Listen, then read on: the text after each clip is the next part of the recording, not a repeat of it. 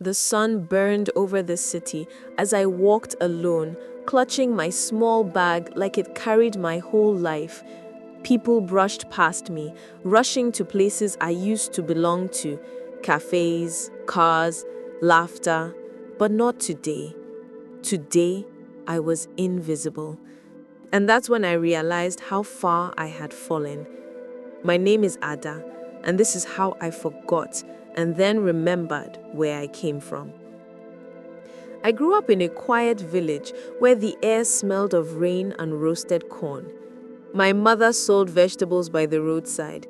She used to say, "Ada, peace is better than gold." But I never believed her. I wanted more: the city lights, the shiny cars, the expensive perfume I saw on TV. So the moment I finished secondary school, I packed my small bag and left for Lagos. I didn't look back. At first, the city was everything I dreamed of: the noise, the beauty, the freedom.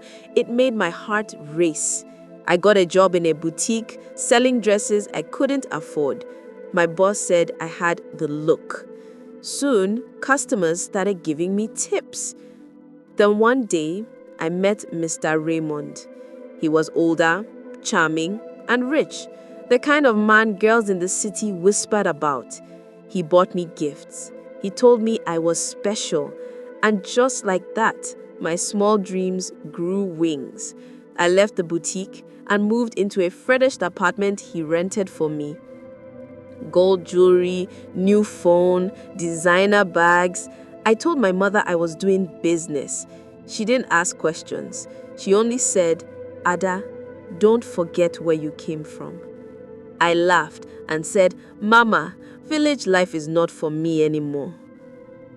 One day, I woke up to find his number not going through. The rent was due. The car key stopped working.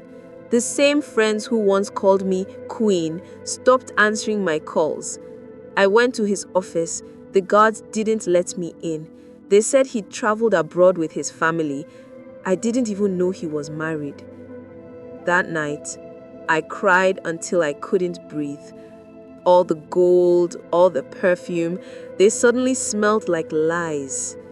I sold my things one by one: the handbags, the wigs, even my shoes.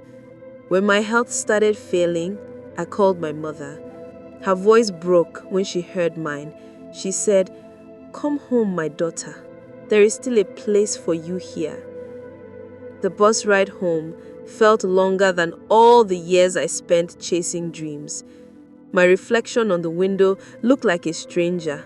No makeup, no lashes, no confidence. Just Ada, the girl who once wanted to touch the stars. When I arrived, the whole village stared.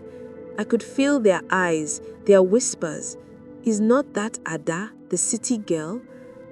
My mother ran to me, tears streaming down her face. She didn't ask what happened. She just held me. And in that moment, I broke down completely. Weeks passed. I started helping my mother at her stall again. People whispered, but I didn't care anymore. For the first time in years, I slept without fear. Every morning, as we arranged tomatoes and pepper, I think about the city, how it gave me everything I wanted and took it all back. One evening, a girl passed by wearing heavy makeup and gold jewelry. She smiled at me and said, "You used to live in Lagos, right? What happened?" I smiled back and said, "Life happened, but peace found me." She looked confused, but I didn't explain. Not everyone understands that failure sometimes saves you from destruction. Now, when I see young girls dream of big life, I tell them the city will give you what you want, but it will take what you need. The city taught me that light can blind just as much as it shines, that peace is wealth, and that my mother's words were the truest thing I ever ignored. I still hope for a better life, but this time I want it slow, real, and honest.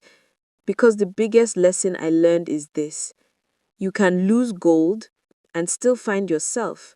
But if you lose yourself, even gold won't find you. Moral: don't trade peace for promises. Don't forget your roots, because that's where you'll always find your way back.